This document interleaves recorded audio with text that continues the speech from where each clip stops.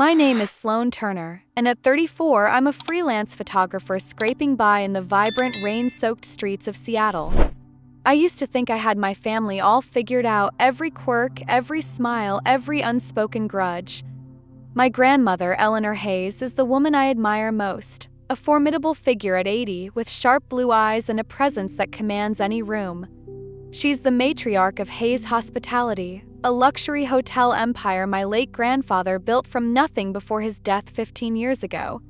Her sprawling estate in Seattle's exclusive Laurelhurst neighborhood, with its ivy-covered walls and rose gardens, feels like a world apart from the modest split-level house in Tacoma where my parents, Vivian and Robert Turner, raised me.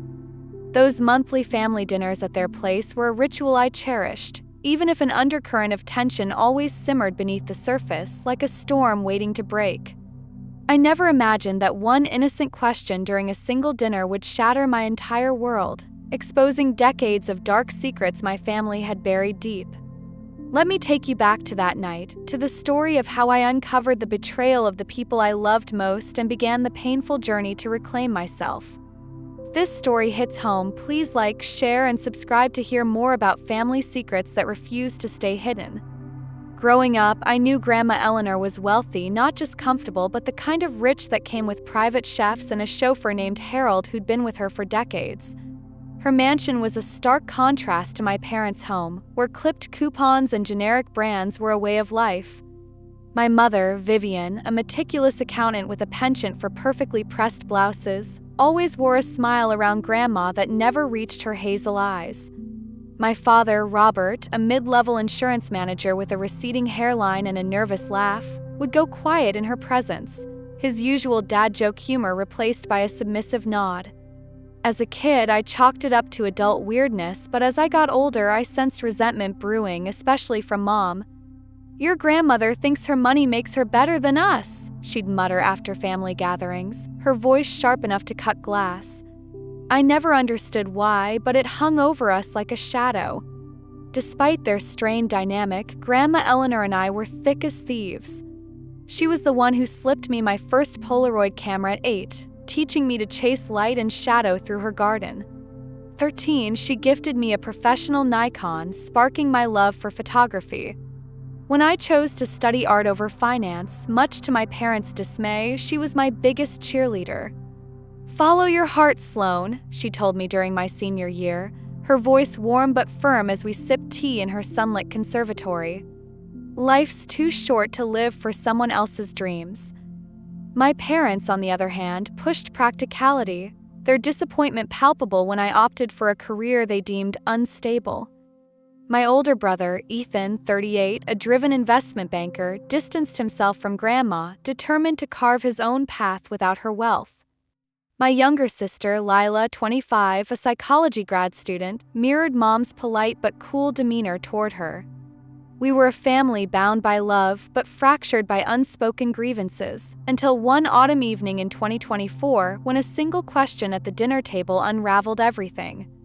If you're still listening, we want to sincerely thank you for spending your time with us. Truly means a lot. We'd love to know, where in the world are you watching from? Drop your country in the comments and let's see how far this message has reached. If you haven't subscribed to the channel yet, I highly recommend doing it now so you won't miss any of our upcoming stories. These aren't just ordinary stories, they're filled with meaningful life lessons that can inspire, teach, and stay with you long after the video ends. Hit that subscribe button and join our growing community. I grew up in a modest split-level house in Tacoma, a far cry from the opulence of my grandmother's world. My parents, Vivian and Robert Turner, built a steady middle-class life that revolved around routine and restraint. Mom, a 55-year-old accountant with a sharp mind and sharper tongue, kept our family's finances in check, her ledgers as orderly as her perfectly styled bob. Dad, 57, a mid-level manager at a small insurance firm, was the softer of the two, his easygoing nature often overshadowed by Mom's intensity. Their home was practical, beige walls, sensible furniture, a fridge stocked with store-brand groceries. But Grandma Eleanor, the formidable force behind Hayes Hospitality, lived in a different universe. Her Laurelhurst mansion in Seattle's wealthiest enclave was a vision of grandeur. Manicured gardens bursting with roses, chandeliers that sparkled like captured stars, and a staff so loyal they felt like family. Contrast was stark, and from a young age I sensed it shaped how my parents moved through the world, especially around her. I noticed it in the way they interacted with Grandma. Mom's smiles were a performance, tight and calculated, her hazel eyes glinting with something cold and unspoken. Dad, usually quick with a dad joke or a warm pat on the back, would shrink in Grandma's presence, his voice dropping to a murmur, his shoulders hunching as if her wealth cast a shadow he couldn't escape. As a kid, I thought this was just how adults behaved, stiff, formal, a little awkward. But as I grew older, I caught the bitterness in Mom's voice after our monthly family dinners. "Your grandmother thinks her money makes her better than everyone," she'd mutter, slamming dishes into the sink with more force than necessary. "She's always lording it over us like we're not good enough." I didn't understand her resentment then, but it lingered, a quiet poison seeping into our family's foundation. Despite their tension, Grandma Eleanor was my haven. At 8, she knelt beside me in her garden, showing me how to frame a dew-kissed rose through a Polaroid lens, teaching me to see beauty in fleeting moments. On my 13th birthday, she gifted me my first Nikon, its weight in my hands feeling like a promise of something bigger. When I announced I'd study photography instead of finance, a choice that made Mom's lips purse and Dad sigh heavily, Grandma was my fiercest ally. "Live for your passion, Sloan," she told me during my senior year of high school, her voice steady as we sat in her sun-drenched conservatory sipping chamomile tea. "Life's too short to chase someone else's approval." Mom and Dad wanted me in a real job, something with a 401k and stability, but Grandma saw the fire in me and fanned it. Her belief gave me the courage to build Sloan Turner Photography, a modest but growing business that let me capture the world through my lens. My siblings, though, had their own relationships with Grandma. Ethan, my 38-year-old brother, was a driven investment banker with a jawline as sharp as his ambition. He kept Grandma at arm's length, determined to prove he could succeed without her wealth. "I don't need her handouts," he'd say, his voice tinged with pride and a hint of defiance. He'd chosen finance to please Dad, who saw it as the ultimate respectable career, but it left Ethan hollow, his late nights at the office fueled by coffee and unspoken resentment. Lila, my 25-year-old sister, was quieter, a psychology grad student with a gentle smile and a habit of fading into the background.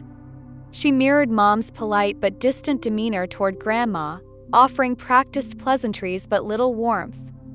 I think Lila wanted Mom's approval so badly she didn't know how to connect with anyone else. We were a family stitched together by love, obligation, and secrets we didn't yet know existed. By 2024, my photography business was my pride and my struggle. I'd carved out a niche shooting for local magazines and boutique brands, but the economic downturn hit hard. When my biggest client, a high-end event company, canceled their contract, I lost 60% of my income overnight. Suddenly, my Capitol Hill apartment felt like a luxury I couldn't afford. I kept my fears from my parents, knowing they'd lecture me about my unstable career. Ethan was drowning in his own financial mess post-divorce, and Lila was buried in grad school debt. The only person I could turn to was Grandma Eleanor. One rainy afternoon, I sat in her study, confessing my worries over a cup of her favorite Earl Grey. "Let me help you, Sloan," she said, her voice firm but kind. "Family takes care of family." I accepted what I thought was a one-time gift, never suspecting the betrayal waiting to surface. The storm broke on a crisp autumn evening in October 2024 at my parents' house in Tacoma. I pulled up in my battered 2012 Jeep Cherokee, its engine wheezing after years of loyal service, and immediately noticed something jarring. Dad's sensible old Toyota Camry was gone, replaced by a sleek jet-black Tesla Model S parked in the driveway. My parents, Vivian and Robert Turner, had always been frugal, clipping coupons, buying off-brand cereal, lecturing me about wasting money on my photography career. A Tesla? That was a statement, not a necessity. I frowned, curiosity prickling as I stepped out into the cool evening air. the scent of fallen leaves mingling with the faint tang of Puget Sound. The house itself looked different too. The front yard, once a patchy lawn with a single sad rosebush, now boasted manicured shrubs and a stone pathway. Inside, the transformation was even more striking. The living room, once a shrine to dated oak furniture, now gleamed with modern luxury. Buttery leather sofas, a glass coffee table, and a chandelier that cast prisms of light across the walls. "Like it?" Mom asked, her voice brimming with pride as she gestured around, her manicured nails catching the light. "We decided to treat ourselves a little." Her smile was too wide, too forced, like an actress playing a part she hadn't rehearsed. I raised an eyebrow, wondering how an accountant and an insurance manager could afford such extravagance. "Just took advantage of a great financing deal," Dad chimed in, his tone vague as he adjusted his glasses, avoiding my gaze. I let it slide, but a nagging unease settled in my chest. My brother Ethan arrived next, his tailored suit rumpled from a long day at his investment banking job. 38, he carried the weight of a recent divorce and a career he quietly despised. Without a word, he made a beeline for the liquor cabinet, pouring a generous glass of Macallan whiskey, the kind Dad never splurged on. "Rough day?" I asked, trying to lighten the mood. "Something like that," he muttered, his jaw tight, eyes darting away as he took a long sip. Ethan had been drinking more since his ex-wife took half his savings, but tonight he seemed especially on edge, like he was bracing for a blow. Lila, my 25-year-old sister, was the last to arrive before Grandma, rushing in with her phone glued to her hand, thumbs flying across the screen. Her grad school program in psychology was on break, yet she brushed off my question about her urgency with a distracted, "Just school stuff." Her hazel eyes, so like Mom's, flickered with nervous energy. The air in the house felt thick, suffocating, as if everyone was holding their breath. Mom kept disappearing into the kitchen to check the roast, though the oven timer hadn't even beeped. Dad fussed over the dining table, straightening forks that were already perfect, his hands trembling slightly. Ethan poured another drink, the ice clinking loudly in the tense silence. Lila's phone buzzed incessantly, and she hunched over it, shielding the screen like it held a secret she couldn't share. Something was wrong, deeply, terribly wrong, but I couldn't put my finger on it. At exactly 6 p.m., the doorbell chimed, sharp and precise, announcing Grandma Eleanor's arrival. Punctuality was her hallmark, as much a part of her as the pearl necklace she always wore. At 80, she entered like a queen, her navy Chanel dress tailored to perfection, her silver hair swept into an elegant chignon. Her presence filled the room, commanding yet warm, like a lighthouse in a storm. She enveloped me in a hug, her familiar scent of Chanel No. 5 wrapping around me like a childhood memory. "Sloan, darling," she said, her voice rich with affection. I caught Mom's shoulders stiffen at the gesture, her lips pressing into a thin line. Grandma's warmth always seemed to unsettle her, as if it highlighted something she lacked. "Vivian," Grandma nodded politely to Mom, her tone cool but civil. "Robert," she added, a touch warmer to Dad, who mumbled a greeting and hurried to pull out her chair. Ethan got a gentle, "You're looking thin, dear, are you eating?" paired with a pat on his cheek. He forced a smile, his third whiskey glass sweating in his hand. "Working hard, Grandma," he said, the words clipped. Lila, still clutching her phone, earned a sharp, "Put that away when greeting your grandmother," from Mom. Lila complied, but not before Grandma's arched eyebrow caught her lie about school deadlines. Nothing slipped past Eleanor Hayes. We settled around the dining table, a spread fit for royalty. Prime rib roasted to a perfect medium rare, truffle-infused mashed potatoes, asparagus drizzled with hollandaise, and bottles of Napa Valley Cabernet that cost more than my monthly grocery budget. Crystal glasses sparkled under the new chandelier, and Mom had pulled out the heirloom china reserved for Christmas. It was excessive, almost performative, and the knot in my stomach tightened. Grandma's gaze swept the room, lingering on the gleaming new fixtures. "The house looks different, Vivian," she remarked, her tone casual but her eyes sharp as a hawk's. "New furniture?" Mom's smile faltered. "Just a few pieces," she said quickly. "Nothing special." Grandma's lips twitched, unconvinced. "And that Tesla in the driveway, Robert? Quite the upgrade." Dad nearly choked on his wine, coughing out, "End-of-year clearance deal." His voice was too high, too fast. As we ate, Grandma's questions grew pointed, each one landing like a dart. "Ethan, how's the banking world? Made partner yet?" Ethan stared into his glass, muttering about big clients and being on track. "And Lila, your psychology program top of your class, I presume?" Lila nodded too eagerly, her cheeks flushing. I watched this strange dance, my unease growing. Everyone was performing, Mom with her forced cheer, Dad with his nervous glances, Ethan drowning in whiskey, Lila hiding behind her phone. Tension was a living thing, coiling tighter with every bite. Grandma's eyes missed nothing, her silence more piercing than her words. I had no idea then that the next word she spoke would detonate our family's carefully constructed facade, exposing a betrayal so deep it would change me forever.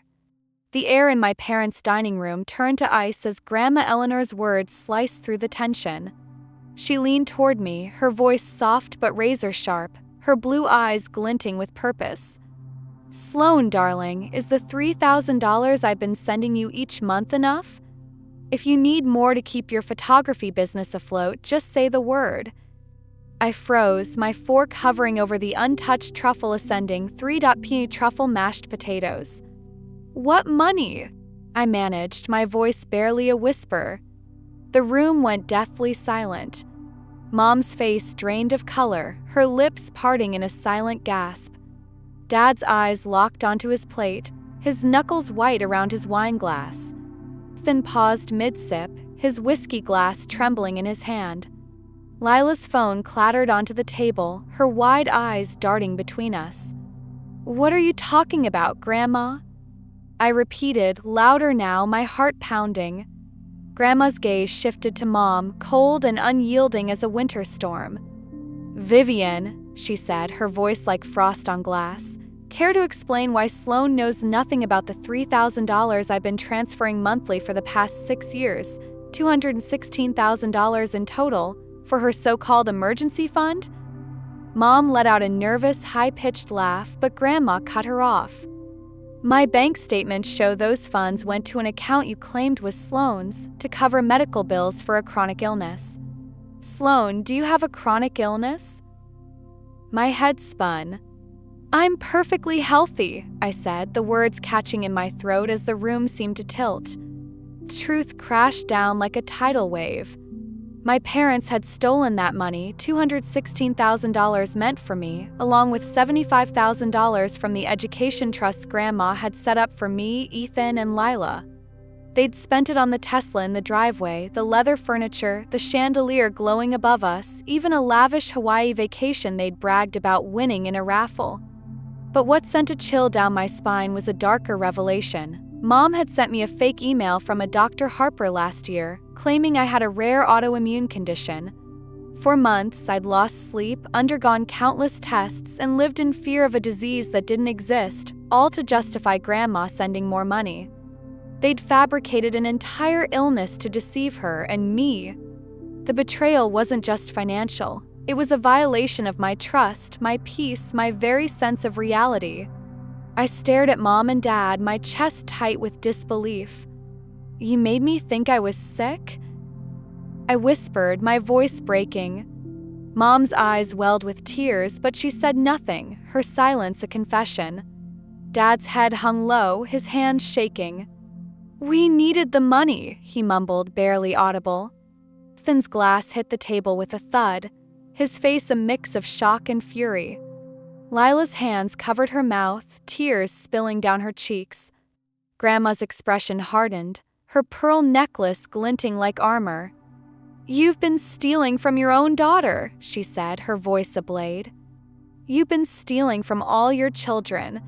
The room spun as the weight of their lies, 6 years of deception, a fabricated illness, and a fortune meant to secure my future, crushed me. My family, the people I trusted most, had built their lives on a foundation of my pain. The dining room felt like a courtroom as I faced my parents, my voice trembling with a mix of rage and heartbreak. How could you do this to me? To your own children? I demanded, my words cracking under the weight of betrayal. Mom's face crumpled, but her eyes flashed with defiance. "We had to keep up appearances, Sloane," she snapped, her voice shrill. "Your father's job has been shaky for years, and I've been under constant pressure to measure up to Eleanor's perfect world." Dad, hunched over the table, his face etched with shame, muttered, "We were wrong. We thought we'd pay it back once our investments paid off." His words sounded hollow, a flimsy excuse for a decade of lies. Finn slammed his whiskey glass down, his face red with fury. "Investments," he spat. "I knew something was off when you bought that vacation condo in Maui right after my bank rejected my home loan. You told me to tighten my belt while you were spending my money." Lila, tears streaming down her face, whispered, "You made me think my grad program was too expensive, Mom.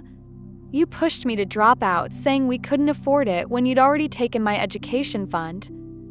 Grandma Eleanor's voice cut through the chaos, cold and precise. "Enough," she said, her pearl necklace glinting like a judge's gavel. "I'm done supporting you, Vivian Robert. From now on, any financial help goes directly to my grandchildren, no intermediaries." Her words landed like a verdict, final and unyielding. Then came another gut punch. Grandma's eyes softened with pain as she turned to me. "Sloane, there's more. The student loans you've been paying for 4 years, $24,000 in total, were settled long ago from your education trust. The monthly payments you've been making?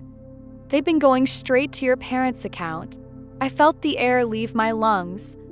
"They let you live in fear, eating instant noodles, scraping by while they spent your money on luxuries," she said, her voice thick with sorrow. The image of me rationing groceries, skipping dinners to pay those loans while Mom flaunted her new Tesla made my stomach churn. I couldn't stay another second. Pushing my chair back, I grabbed my purse and stumbled out of the house, the weight of their betrayal crushing me. In my Jeep, I glanced through the dining room window one last time. Mom was sobbing dramatically, her hands covering her face. Dad's head was bowed, his shoulders slumped in defeat. Then poured another drink, his movements mechanical. Lila was texting furiously, her face pale. And Grandma sat there, regal in her disappointment, her eyes locked on the wreckage of our family. The life I thought I knew had shattered. For weeks, I cut off all contact with my parents. My phone buzzed with their messages, defensive at first. "You don't understand the pressure we were under," then pleading, "Please, Sloane, let us explain," and finally manipulative, "After all we've done for you, you owe us a conversation." I couldn't bring myself to respond. Their words felt like salt in an open wound. The only voice I could bear was Grandma's. She left a single voicemail, gentle and unintrusive. "Sloane, when you're ready, I'm here. I love you." Her sincerity broke me, and I called her back, driving to her Laurelhurst mansion where the scent of lemon and lavender greeted me like a sanctuary. In her sunlit study, Grandma handed me a folder thick with damning evidence. Bank statements, trust documents, transfer records spanning a decade. "Your parents didn't just take the $216,000 meant for you," she said, her voice heavy.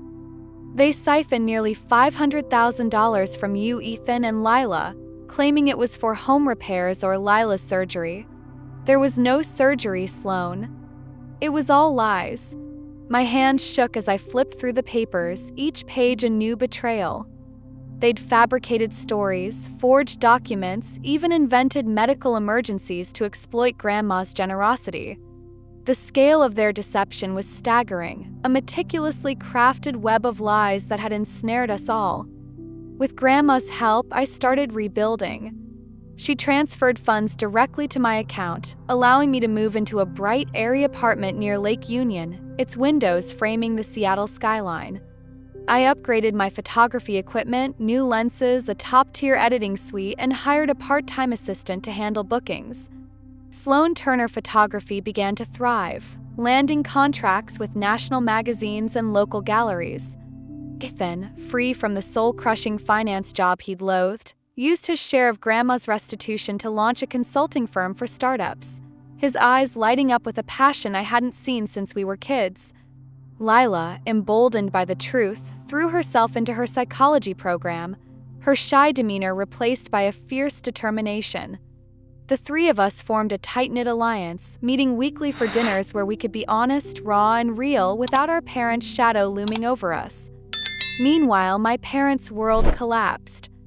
Their house was foreclosed, the Tesla repossessed, their credit cards maxed out. Mom sent me a handwritten letter, pages of expensive stationery filled with apologies that rang hollow. "We made mistakes," she wrote, "but we were trying to keep the family together." There was no real remorse, no acknowledgement of the years they'd watched me struggle while pocketing my money. I didn't respond. Their betrayal wasn't just financial, it was a theft of trust, a violation of the bond one thought we shared. As I stood in my new apartment, watching the city lights reflect on the lake, I realized I was done carrying their lies. I was ready to build a life on my own terms, surrounded by people who valued truth as much as I now did.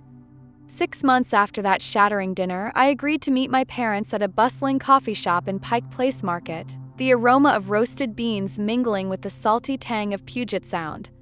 They looked like shadows of themselves. Mom, once polished to perfection, wore a faded sweater, her roots showing, her eyes dull without her usual makeup. Dad, his face lined with new wrinkles, seemed to have aged a decade. "We know we messed up, Sloan," Dad said, his voice trembling as he clutched a chipped mug. "We want to make things right." I held up a hand, stopping them. "You didn't just take my money," I said, my voice steady despite the ache in my chest.